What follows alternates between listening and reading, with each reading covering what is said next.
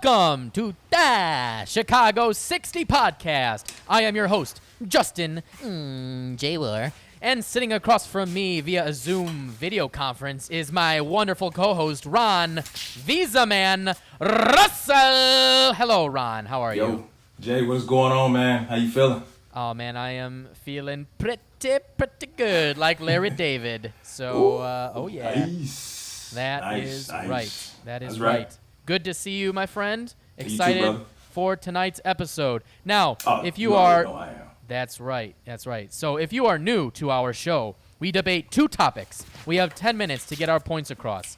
Then we have our quick hit segment, and we finish it all off with the segment that you love to hate, the Jagoff of the Week. Now, Ron, you know what time it is. I know what time it is. It's time for the Cast.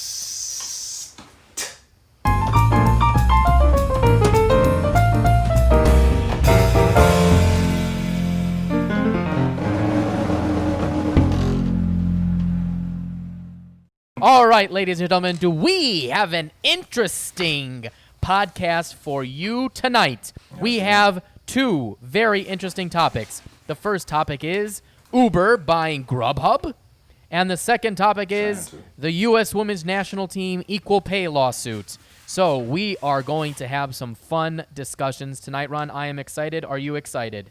Man, I'm ready to rock, man. You know I'm excited. Love these nights, man. All right. Well, Ron, you have the first explanation of the topic. Go ahead and give us the explanation, and then once you pose the question, the timer starts. Let's go.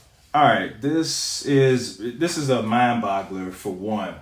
Uber trying to purchase Grubhub right now. They got a lot of money kind of moving around all over the place, so I'm just going to kind of just read a couple things before I guess I'll pose a question. First, there's a huge elephant in the room. Likely the most startling and impacting Uber news lately is its potential purchase of Grubhub, a direct competitor to Uber Eats division.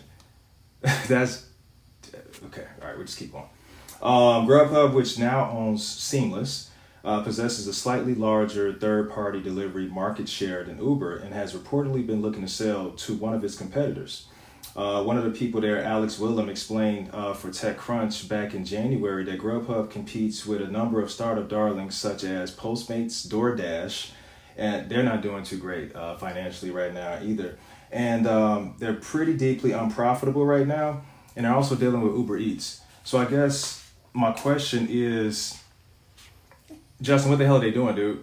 Because they're also laying people off like crazy, and they are not looking after their employees. They have a ton of employees that are not getting unemployment, and a lot of them are sick with COVID and are dying, but they're trying to expand. Yeah, I mean, it's quite interesting that Grubhub was not doing very well back in like 2015, and they were talking about, and this is according to the Wall Street Journal, that they were trying to even look at selling their company.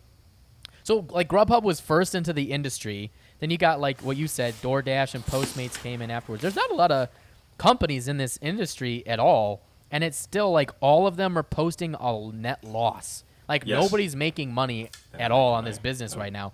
It's all for like future earning potential. And Grubhub is basically like, maybe we're just done with this whole thing. It's like, maybe this wasn't such a good idea in the first place. So yeah, they're looking at Uber. Because I mean, like Grubhub, their big thing is, you know, dealing with transportation, right? And paying people and all that. And Uber already has that. So they're thinking this is going to be like, you know, a perfect merger of having a firm that deals with the transportation end of it.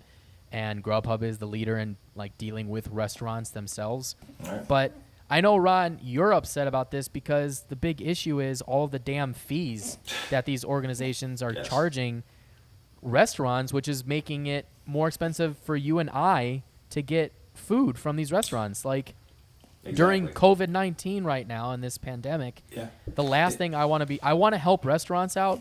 But if it's going to be first of all, it's obviously way cheaper to eat at home. And you can eat healthier, potentially. And it's safer. And safer. I mean, I'm going to the grocery store tomorrow to get a bunch of food. But the last few days, I've, tried to support some restaurants. But the problem is, some of these delivery fees are like $3.99, $4.99, $5.99, and they're charging this to. It either deters me as a consumer from wanting to buy. Like the only time I told you this earlier today when we were talking about this topic, when I order off of Uber Eats, I don't even like Grubhub for a very different reason, but for Uber Eats, I only get the options that are $0 delivery. So I'm like, why am I going to spend like $3, $4, $5? Yeah, you in told me addition to about that. tipping, they don't even give you an option now. You have to tip at least 10%, which is fine, but I would tip people way more. But I'm not going to be spending $25 on a meal. You know what I'm saying? Like, it's crazy. Yeah, it is crazy because most of the time when you're ordering and then you see all those extra additional charges on there and then they hit you with the like, I guess what they want their minimum the tip would be. And all the times I would kind of like tip like in cash just because I would look at the bill like, man, it's like just ridiculous. But you can't tip in cash now because well, I didn't even know that. See, we actually stopped ordering because I told you I ordered some food a couple of months ago and we actually called the restaurant directly and they told us what the amount was because there was something up with the app. Dude, it was like, seriously, because we had company, so we ordered more food.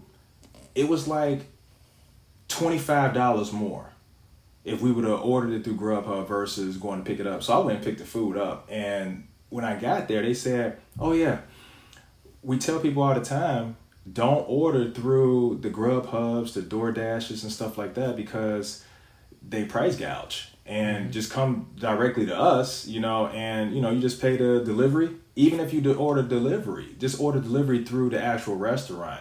They're telling you don't even go through the apps because a lot of times they haven't even worked out a deal with the restaurants. They kind of like strong arm their way in because they got the customers like, yo, we got customers, y'all need to roll with us because this is where it's happening.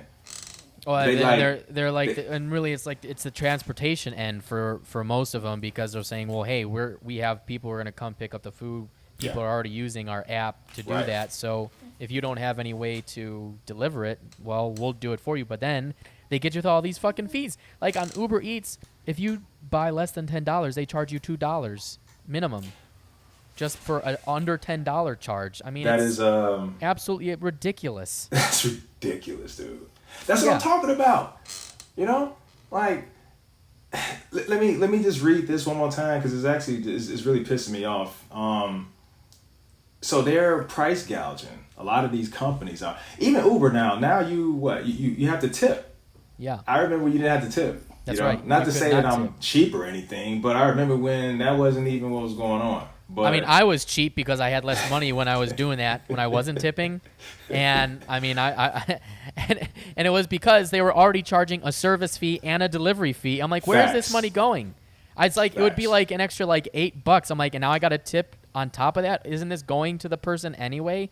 See, it was ignorance on my part of the fees. They weren't actually going to I thought maybe some of that already went to the restaurant. Well, I'm not going to tip extra. No. I'm already getting, so it's very interesting now. It's very, this is coming out. Very interesting. And we talked about this last week. Chicago is now going to start mandating on receipts that you start seeing what you're actually paying for. So that could be very detrimental.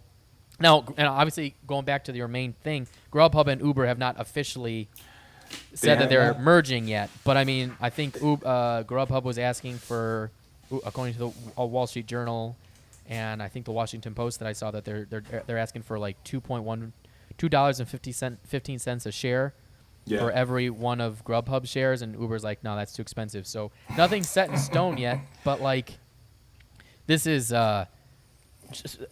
they would corner that entire market because that's what it's going to do. It's going to monopolize the whole game. Like they would be 55% of the market share. DoorDash is about 35%, and Postmates is like brand new. Like I don't even know. Yeah. Who knows? So it's like it's like only the celebrities use them and shit. Right. Exactly. So it's at this point, it's kind of like, well, if they merge, you only have one other option at that point, and I think. Would you think this is going to send more people to just ordering from restaurants directly, like back in the old days? Yeah, I think people are going to, because with the pandemic going on, restaurants are really struggling. And the Grubhubs and things like that is actually taking more money out of their pockets. Yes. With all the fees. With all the fees, friends of mine, my neighbors, they're restaurant owners, so definitely try to help them out as much as I can. Order food and go pick it up. I think people are going to start doing that because they're going to support their local restaurants. These places that they love going to with their families. Once they realize that they're being taken advantage of, just like us, the customer, yeah, they're going to pretty much cut out the middleman. Yeah. But Dude, if you just let me, yeah, go ahead. Just let me just get this out real fast. And this was from TechCrunch from last week. Mr. Willem had made this point. He was just saying, in normal times, this deal will likely be a mix of cash and stock. However, in 2020, it's likely that this would be an all-equity transaction. Yes. Yes. Grubhub sound a little desperate, man. Yeah. Yes, that's You right. know? They are. They're not. They still posted a net loss of 33.4 mil last year. So they're not doing very well. They're probably looking to sell out. So it's lawsuits. And yeah. And Yeah, I mean, man. yeah, for restaurants, Yeah. it's like, here's the other thing. They're now, particularly now during pandemic, they now have large chains, the Yes. Taco Bells and everybody. They're doing the delivery stuff for that Yeah. now. They're taking a loss on those as well because it's so expansive and there's so many different stores and whatnot. But for the smaller restaurants, those are the ones I want to support. But that's where a lot of the fees are even the highest. That's And where they they're- never yeah. put like those $0 deliveries No. for the restaurants I would like to support. So Of course. they don't show them up either. They're showing all the major chains. So you got to go find your local it's I absolutely never absurd. knew that was an option. I never knew the whole zero delivery fee. I never even knew that was an On option. Uber You- Eats, it is. That's the only Okay. one I use. I Don't don't go use through Uber Grubhub. Eats, yeah. But Okay. now if Grubhub is gonna be Uber Eats, Hey, man. I don't Hey, know if I'm gonna do now. Hey, I grilled some jerk chicken today, so Grubhub could be at my crib, man. That's Like, for real. You're gonna start giving out your food. Hey, I'm gonna through start. Grubhub. Yeah, I'm gonna have my own delivery service, man. Ron's 'cause jerk chicken. You know what I'm saying? I mean, cause hey, everybody getting this bread. Can I get some? Everybody's getting the bread. Yes. Yeah. Yeah, just not the restaurants that actually need it. Restaurants So- out here struggling, man. Yeah. Yeah, but I don't know. I mean, it's going to be interesting to see because the industry is so young. Also, I don't even know if there would be any antitrust issues there. I don't think so. But I mean, 55% of market share. Your options are either DoorDash or eventually a Grubhub, Uber Eats. I can see why it's good for Grubhub, but is it being good for Grubhub good for us? I don't know. I guess that's still to be determined. Yeah. Yeah, I mean, we definitely we use Grubhub a lot. I mean, we've cut back due to the pandemic, and we definitely said that we wanted to. I said I wanted to start cooking more back. It's getting warmer outside.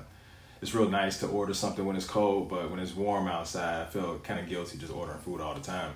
But when we did order food, Grubhub was that option. Uber takes over Grubhub. I mean, it might be a regional thing too. You know what I'm saying? Like maybe some people in certain places use certain things more. I have heard about Postmates. I've never ordered from them. It seems like they got some good restaurants that they, are in cycle with. But I think I'm gonna be taking a break from these food apps and delivery services and save all my coin and just work on some new recipes, man. I think that's what I'm gonna do. And that's where we have to leave it. I agree with you. I'm probably going to do more cooking, but that is Yeah, man. where we'll have to leave. Topic 1, Grubhub taking over Uber. That is an interesting development, and we may revisit that as more things develop. Now, let's move on to topic number 2. All right, Ron, let me give you the mini scoop. We're talking about the U.S. women's national team Yeah, man. and their lawsuit for equal pay that was just denied. Now, before we get into the conversation, and let me tell you, sir, do I have thoughts? So I know many you do. thoughts. I know you do. Oh, my goodness. I can't wait to hear. Oh, my God. I can't wait to hear this. Yes. I'm locked in. Okay, well, here we go. Here we go. So, recently, and this was just earlier this month in May, there was a decision by a U.S. District Court for the Central District of California in Pasadena, and it was on Friday, early May, on a Friday, The judge ended up. Now, this is very important terms here. Well, let me take a step back before I pose the question. Take your First time. things first, Ron, is the U.S. women's national team has basically said that they would like back pay and compensation in terms of equitable pay for games played prior and for their results, because they were not receiving equal pay to the U.S. men's national team. So they're claiming gender discrimination by the USSF, that's the U.S. Soccer Federation, saying that they are not paying them equally due to performance and revenue generated. Okay. And so they're asking for back pay for years prior and games prior from the past 4 years. And that was the main feasibility of their argument. Now, they also were saying that they weren't treated equally in terms of travel, medical staff, or training equipment either. But the big thing is, of course, the equal pay, and the reason why it's equal, the big thing is equal. I mean, that's really the standard bearer issue, is equal pay. The other things are nice that they, like add-on stuff, like, yes, we're not treated equally in these places either. But there's obviously been a big argument and big conversation in this country and the Western world in general about equal pay for women. And although we're not going to get into that major topic tonight, we're just going to stick we'll have enough time. We'll tackle that another issue. The big thing here is that the judge has ruled in favor of the USSF in terms of the pay portion. Right. But he did say that they do have claims and an argument to go to trial for unequal treatment in terms of travel, medical staff, and training equipment, just not the pay portion. So, knowing all that information, and we'll get into a little bit more of the stats here, but my question to you is, did the judge make a mistake, and should the U.S. women's national team get paid equally like the U.S. men's national team? Okay, this is one, I am not an expert or have all of the information that I would need to make this decision. But I'm going to kind of like just, I guess, talk my way into my answer first. I've thought about this. Of course, I'm thinking, yeah, people should get, men and women should get equal pay. I think we can, at the top of this, just agree. If a woman and a man do the same job with the same tasks, the same job descriptions, etc., should get the same base salary or same payment, for sure. Okay, I agree with that. We agree with that? Okay. Yes, all right. Absolutely. Thank you. That's perfect.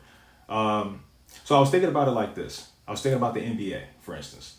All right, NBA versus WNBA. There's definitely a difference in pay. Of course, the NBA has been around longer.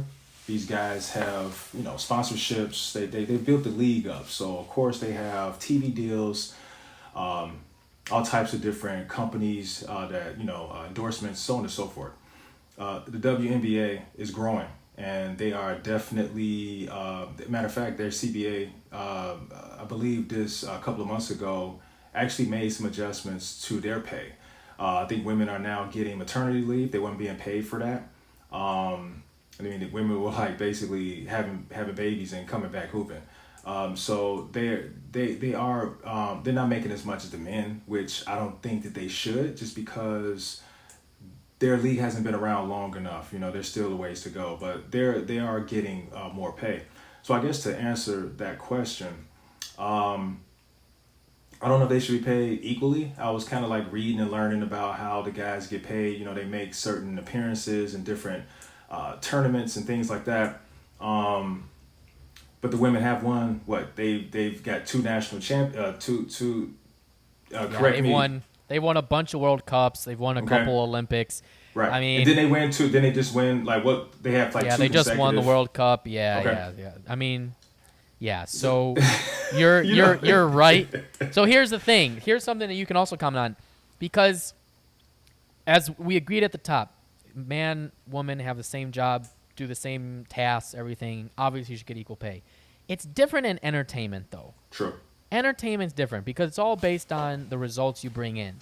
Like, if a female comic draws a larger crowd, she should get more than a male comic who can't draw as much of a crowd.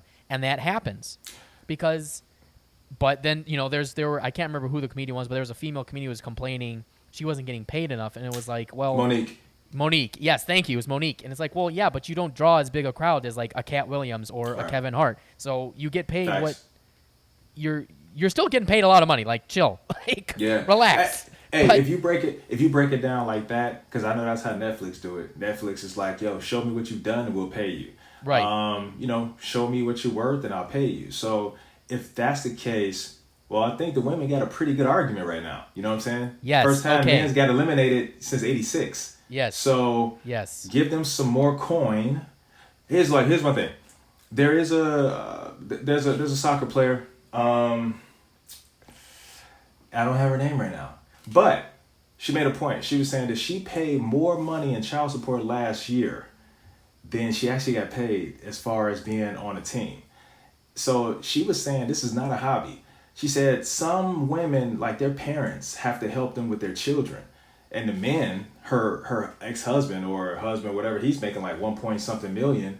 I don't know if they're together anymore, but with the whole child support thing, so I was kind of confused by trying to understand what was going on. But she made a point, like he's making this. She's obviously not making nowhere near that. She's got a gold medal, and she's still broke. So I think they do need some more money. Yeah, I just don't know how much. I do agree that they need more money. That I will also, I think, that's what I'm saying. I will agree. They need more money. They definitely need more money. Okay, so here's my thought. Obviously, being a huge soccer fan, this is a big this is your thing. That's why I'm really kind of tiptoeing on all of this. No, but you made a lot of good points. But here's my whole thing with this. Number one is that, I'm going to start with the actual pay issue. The women's team and the men's national team bargained through their, I don't know if it's a union, but through they bargained different deals. The women they wanted a base salary, so they get $75,000 a year. They do get maternity leave pay and a bunch of other things where there was more security. They just wanted more security. The men have no security. So it's like you and I are sales guys, or we're former sales guys. So it's like a sales job. Full commission sales job or salary job. You get less commission if you take the salary. If you're full commission, you can make a lot more money because it's all commission. Same concept. Women went for that. They want back pay because they've been successful. It's like, that's why the judge ruled the way he did, because it's like, look, you made this deal. It's like, remember when I sent you the thing about the Call Her Daddy girls? They're stuck in a 3-year agreement. The women can renegotiate when their contract comes up. But they're stuck, and it's like, sorry, you negotiated a bad deal, and now you're so successful, and you're like, we should get more money. Also, they have gotten paid a lot more money. They actually made more money than the men. They may actually, and some of the major female soccer stars got paid like $1.2 million, and some of the top male stars only got $1 million. Here's the big issue, Ron, is that women's soccer is not as big as men's soccer. For the World Cup, they brought in like $6 billion for FIFA. The women's only made it wasn't even $1 billion, I don't think. It was way substantially lower. It wasn't even $1 billion? It wasn't even $1 billion. I think it was in terms of viewership. I know. This is soccer we're talking about. And it's like, the men's World Cup saw like 3 billion, 4 billion viewers just for the World Cup final. I mean, the women's not generating as much money. So that's where a lot of those proceeds are going, number one. Now, if we're just talking about U.S. women's national team versus men's national team, yes, the men's national team, you sent me a text that they are hot garbage. They are hot garbage. They lost to Trinidad and Tobago to not qualify for the fucking World Cup. I don't even know soccer. I know that's bad. It's bad, dude. We can't beat, Right. First of all, the rest of the world, that's their sport, is soccer for the most part. U.S., we have all the other sports. It's not as big. It's not as popular. So even though our athletes are really good, technically wise, they're not as good. But even in women's basketball, the women's soccer players are technically very, very good.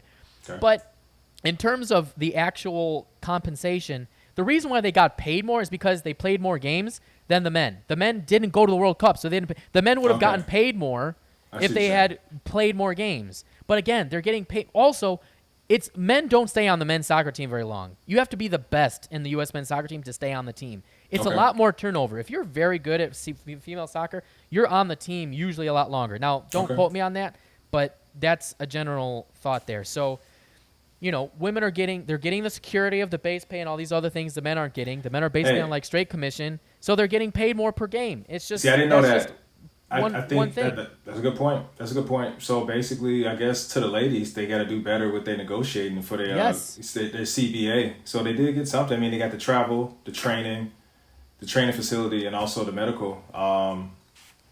They got something. But yeah, if that's the case, if they negotiated that deal, then they got to go back to their CBA they got to go back and negotiate a better deal. And and women typically are bad at negotiating for higher salaries in all fields. That's an actual thing. And there are coaches for women to help them negotiate and like ask for raises and stuff. They're going to get a raise. Like particularly after the lawsuit, they're going to get a good deal negotiated. I mean, US Soccer has basically said we're open to that conversation. But, you can't just go sue and say, well, now that we've been super successful, now we want all this extra money. I agree. Like, I totally agree. I mean, in one regard, yeah, you're right. It is entertainment. But I guess the only difference is, they're representing the country, so. True, yeah, you got to be patriotic. But yeah, so that's kind of where it's like, all right, they don't have to get the same exact pay, but they should definitely get more. They're playing very well. And they are. Dude, okay, well. Here's the other thing. The rest of the world does not give shit about women's soccer. No other countries, we give even though the women have a claim about not getting as good as the men, compared to other women's countries, they don't get any funding at all. That's why they beat everybody, because we actually give a shit enough that they get all the stuff they need. But here's the other thing I want to mention to get on this show. Women's soccer is not the same game as men's soccer. Dude, the U.S. women's national team lost to a U15. That means 14-year-old boys, 14 and 15-year-old boys. They lost to a U15 boys team from Dallas. The women, the national team.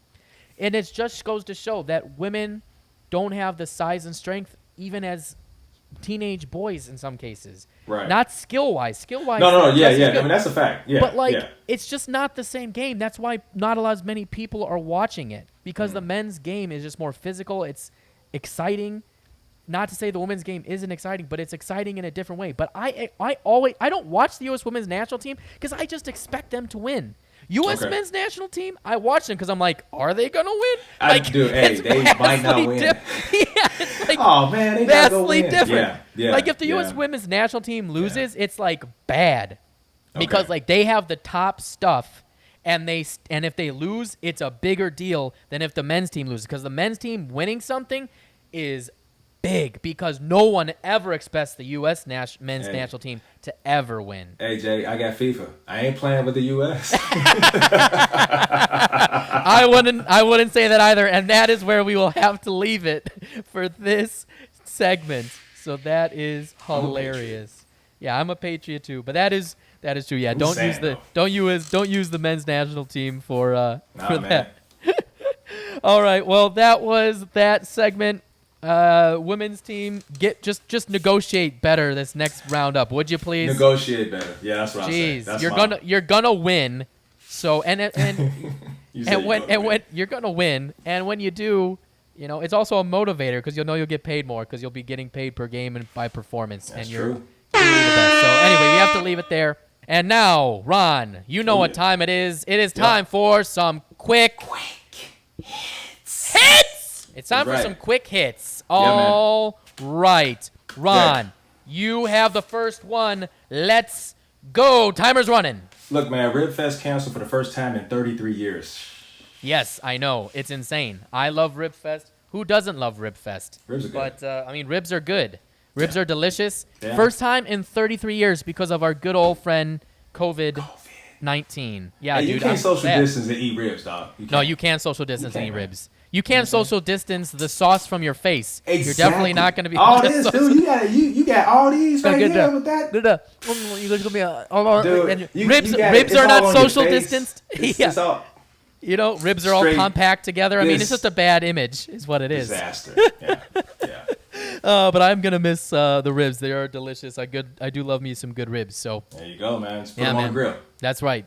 Like you said, on your grill, you're gonna do ribs and jerk chicken. Hey, I'm coming over. I'm coming over.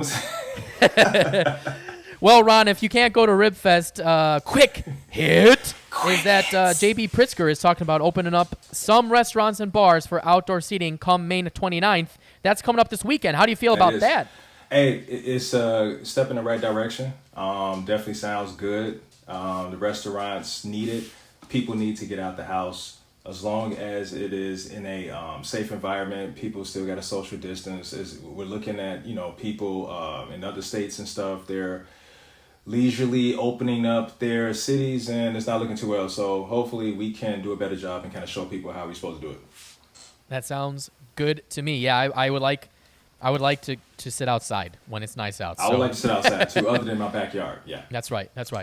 Oh, quick hit. Justin, I'm so sorry about 3 Floyds. Oh. That brewery's not reopening. How do you feel about that, man? Oh my God, where am I going to get my zombie dust now and my space station middle finger? And oh my God, I love that Gumball Head. I mean, I love so many of their beers. Yeah, it's quite interesting, actually. So the owner Nick Floyd basically said, and this is a quote, that nobody should have to die over a beer. So he's completely furloughed them, and he's basically taken the route of, until there's a vaccine, we're not open up the brew pub.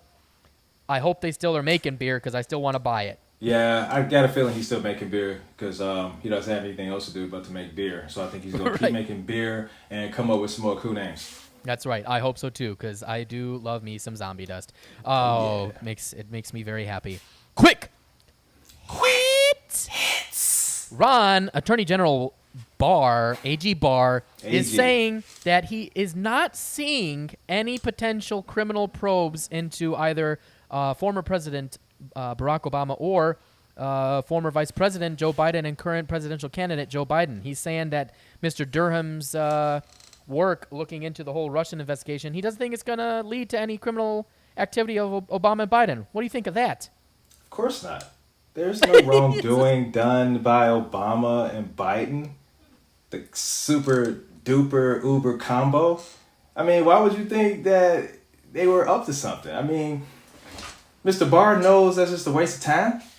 He knows that. Quote, based on the information I have today, I don't expect Mr. Durham's work will lead to a criminal investigation of either man, end quote. There you have it. No smoke, no fire. Well, everybody was saying that Barr was just Trump's wingman. I think this pretty much shows he is not. I don't think he is. I think he really stands for justice. That's what I think. I don't know. I don't know, man. I don't know. I'm glad he developed a backbone for this one because if he would have pushed the button on the probe, I would have liked this guy. So yeah, he's showing a little bit, but he let Trump beat him up so bad and he really let Trump make him look really bad. Like really bad. So I guess he had to kind of stand up to them with this one. But I think he would have been torn a brand new one if he would have went on ahead with this probe, man. So I think he kind of had to develop a backbone and push off or push back because his ass would have been pushed back. Well, I think another podcast on the topic of Obamagate might be in the works here. But that'd be funny though. It would. Actually. It would. We probably do it. We'll do it. But we gotta go to another quick quick hit. Quick hit. Okay. Look like China is imposing new national security laws in Hong Kong to end democracy.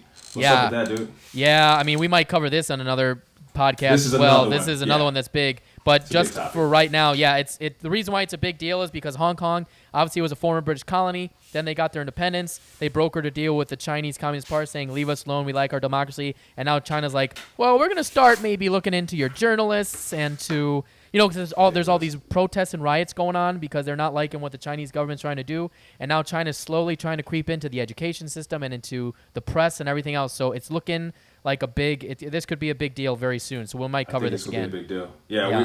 We have not heard the last of this stuff. I want to say something else, but I'm trying not to use them kind of languages as often. Only when it's necessary. That's right. So we'll see. This is BS. Yeah, this is not good for democracy in general. Really not. We want Hong Kong to be free there. So we're gonna keep an eye on that. People.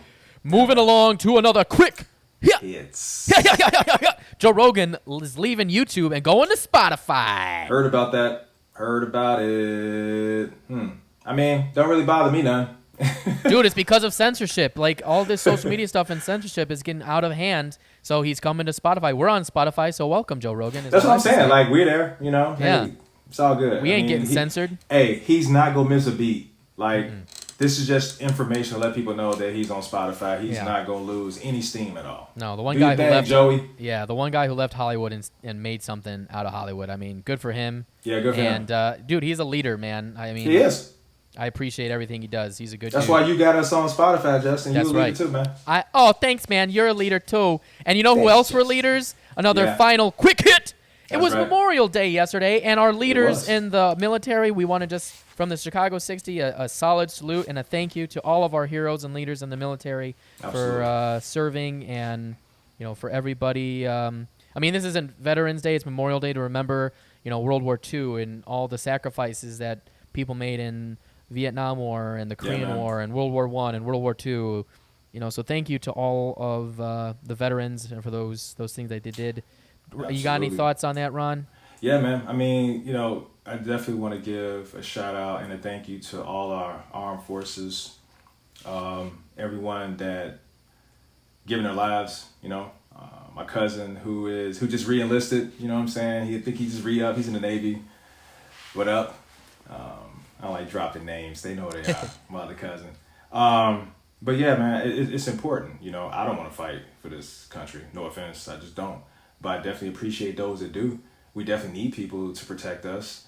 And a lot of people sacrificing their lives and leaving their families and going off to do things that we have no idea what they're really doing. We watch movies, but we don't know what they're doing over there. We really don't. We just get an idea. But somebody got to protect us, and these warriors are over there doing that. And and a lot of people lost their lives. So I just want to definitely say thank you for everything they've done for us, and we definitely appreciate it. That's right. That's right. So thank you again to everybody who does that. And, you know, it doesn't mean being in Florida, being on the beach. Okay, that's not how you celebrate Memorial Day. All right. That was... We're talking about Ozarks. That's right. And Florida. Yes. Well, that was another edition of Quick Hits. All right. Well, Ron, it's now time for our favorite segment of the week. It is now time for the Jagoff of the Week. Yes. Now, this is a serious Jagoff, and you are rightly pissed, Ron, so I am going to let you just say anything you want to say about this Jagoff. Go ahead, my friend. Minneapolis police. That's not right. What happened? Well, what happened was a man was killed in the middle of the street, actually on the side of the street, but he was killed broad daylight in front of people by the hands of the police, the people that protect us. Specifically the knee of a police officer. Yeah, I haven't got to it. Yeah, he was kneeling on the back of his neck, and the man was saying, "I cannot breathe. I cannot breathe." And he died. I believe he died there. They said he died when he made it to the hospital. I believe he died there. No. He was very I saw the video, man. I saw the video. He was dead, man. Yeah. He was dead. They tried to say, oh, he died. No. That is a very, very, very ignorant, just a unhumane act. I like everybody involved. Like, there were the people there who were also videoing this, trying to say, and I get that there's not a whole lot you can do if there's police standing in front of you. There's only so much you can do. You're not gonna just run over police. But yeah, man, this is just bad policing. I think everybody who sees this is in agreement. This is bad. This guy needs to not only be. They've already been fired. They've not been only fired. that, but they need charges brought up. Charges are definitely going to be brought up. I mean, I don't even think it's correct police procedure what he did. It's not police procedure. It's not. Just, yeah, this one's just very sad. I mean, I don't want to try and make light of a situation like this, but I mean, you know, Minnesota Vikings fans, they're all. I mean, I'm not surprised it happened. Man, it's just bad, man. It's whack. It is. It's angering. Sad. It's sad. It makes me angry. You know, there are cops out there that are good. This guy makes all other cops look bad because it's not all Minneapolis police. It's this guy, or at least those officers there specifically. But if Minneapolis police are being taught to do that, that is bad. And then as a whole, they're all Jagoffs. Like that's all Jagoffs. I mean, I don't even know if a Jagoff is a strong enough word. Nah, but you're an asshole. You know what? You go get yours, dude. Yeah. Because you know what you did. Yeah. That man, it's not good. You don't have to stick your knee in his neck, man. Yeah, that was. He's already cuffed. Yeah, He's I mean, down. It took way too long. So we could go. We could both go on and how angry we are in this because it's hard to watch the video, and I hate to make this segment. Sometimes this segment needs to be. I would like to have these a little bit more, exciting, lighthearted. Stuff. We were gonna originally pick on Biden, but this just happened, and the Minneapolis police are the Jagoffs of the week. You're the Jagoffs. Rest in Bunch peace. of Jagoffs. Yeah. Rest in peace, George Floyd. You did not have to go out like that. Yes. Rest in peace. Definitely did not have to go out like that. Black people are being killed senseless crimes by the police. It needs to stop. Not all police are bad, but there are some bad ones though. And particularly this one, who is a Jagoff. He was a bad one. He was one of the worst. And hopefully charges will be brought up on him and the other 3 police officers, especially the one that was just standing there so smug. Just, I had something prepared I wanted to say, but I can't even get it out because it's just so frustrating. So I'm just going to leave it at that. All right. Well, that is the Jagoff of the week, Minneapolis police. Ooh, do you have a lot of making up to do? So you're a bunch of Jagoffs. All right. Well, we leave you on that somber note, ladies and gentlemen. If you enjoyed listening to this episode of the Chicago 60 Podcast, then please help us out. And if you're listening on iTunes or Spotify, leave us a 5-star review and hit the subscribe button. Now, if you go to our YouTube channel, you should also hit the subscribe button and notification bell because you're probably watching this now because we're putting these back up on the video. And we also have a bunch of new short films and comedy videos coming out, so you're definitely going to want to stay tuned for all that content. That's what's up. We have a Patreon coming out. We're working on that for you all. We have all the social medias, on the Twitters, on the Facebooks, obviously on the YouTubes and the Instagrams. So go check us out all there. All of that information is in the description of this podcast. So go help us out. And because when you help us out, it helps us bring you more great content like this. What's up? Well, that is it, Ron, for our episode. It's time, before we end our episode, to end with our favorite phrase of all time. And that, of course, is on the count of 3. A 1, a 2, a 3. Bear down. And fuck the Packers. And in this case, also Vikings, because of Minnesota. Yeah. Go fuck yourself. You know what? Oh, yeah, man. Yeah. Fuck the Vikings right now, man. Minnesota, y'all on the list right now, man. By association, you also suck. Yeah. All right, everybody. That was another episode. We will see you next week. Later, y'all. Bye-bye. We out. Peace. Boom.